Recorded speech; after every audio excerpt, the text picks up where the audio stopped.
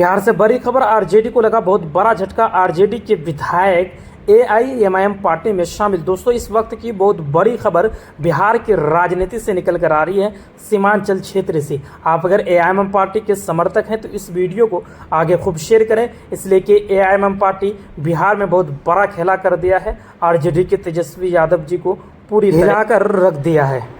दोस्तों, स्वागत है आप सभी का एक बार फिर से एआईएमआईएम बिहार न्यूज चैनल पर। दोस्तों, आपको बताता चलूं कि बैसी विधानसभा क्षेत्र में बहुत बड़ा झटका लगा है आरजेडी पार्टी को।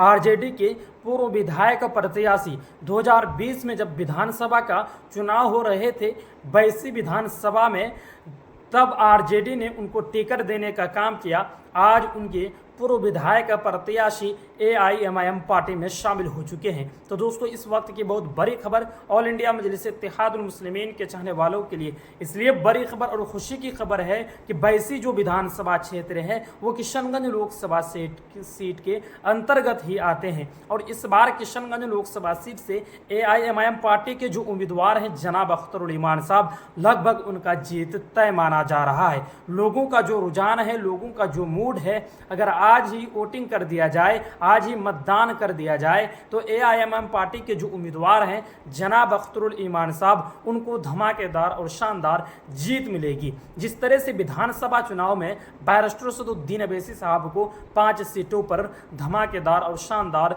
जीत मिली थी। दोस्तों, अगर आपके मन में ये डाउट है कि एआईएमआईएम पार्टी के 4 विधायक तो आरजेडी में चले गए हैं, तो किशनगंज लोकसभा सीट से कैसे बैरिस्टर सदुद्दीन अवैसी साहब को कामयाबी मिलेगी, पूरी अपडेट, पूरी जानकारी आपको देने की कोशिश करेंगे इस वीडियो में। लेकिन उससे पहले आपसे एक छोटी सी रिक्वेस्ट करना चाहते हैं कि चैनल पर आप अगर नए हैं तो सबसे पहले आप लोग इस चैनल को करें सब्सक्राइब और बेल आइकन को जरूर दबाएं। ऑल इंडिया मजलिस इत्तेहादुल मुस्लिमीन से जुड़ी हुई हर एक छोटी बड़ी खबर को हम इस चैनल पर अपलोड करते हैं। आप आसानी के साथ हर एक खबर को देख पाएंगे। चलिए दोस्तों, बात करते हैं 2020 विधानसभा चुनाव में बैरिस्टर सदुद्दीन अवैसी साहब को सीमांचल क्षेत्र में कितनी सीटों पर कामयाबी मिली थी। तो दोस्तों, बता दूं आपको कि बहादुरगंज विधानसभा से एआईएमआईएम पार्टी को कामयाबी मिली थी, जो कि किशनगंज लोकसभा सीट के अंतर्गत आते हैं बहादुरगंज विधानसभा। उसके बाद जो कोचाधामन विधानसभा क्षेत्र है वहां से भी बैरिस्टर सदुद्दीन अवैसी साहब को धमाकेदार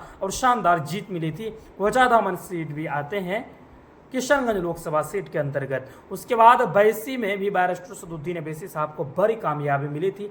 अमोर विधानसभा चुनाव में भी बड़ी कामयाबी मिली थी। यानी 4 सीटों पर धमाकेदार और शानदार बैरिस्टर सदुद्दीन अवैसी साहब को किशनगंज लोकसभा सीट में ही जीत मिली थी।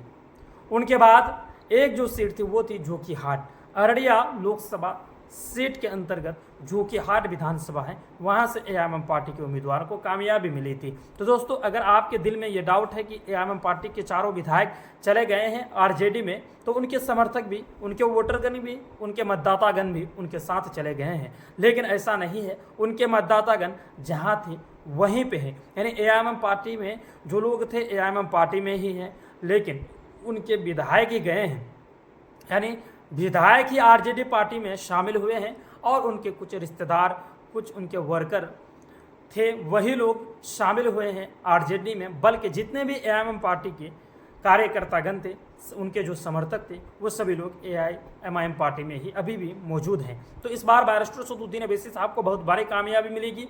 और जिस तरह से चुनाव नज़दीक आ रहे हैं, यानी मतदान की जो प्रक्रिया है वो जिस तरह से नज़दीक आते जा रहे हैं, और उसी तरह आरजेडी हो या कांग्रेस पार्टी हो, यानी महागठबंधन जो है, यानी जेडीयू भी है इनमें शामिल, इन सभी के जो कार्यकर्तागण हैं वो धीरे धीरे अपने पार्टी को छोड़ रहे हैं, एआईएमआईएम पार्टी में शामिल होते जा रहे हैं। ये इस वक्त की बहुत बड़ी खबर है। इस वीडियो को आगे खूब शेयर करें। चैनल पर नए हैं तो चैनल को सब्सक्राइब करें।